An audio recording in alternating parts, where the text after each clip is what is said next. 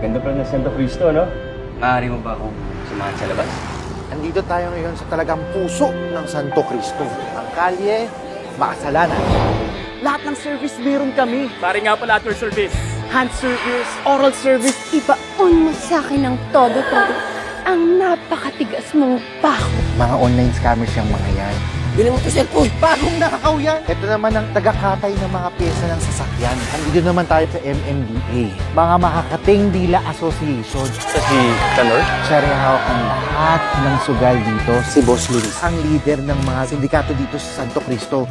Santo Cristo ang pangalan ng bayan namin, pero masahol pa talaga sa impyerno tong lugar na to.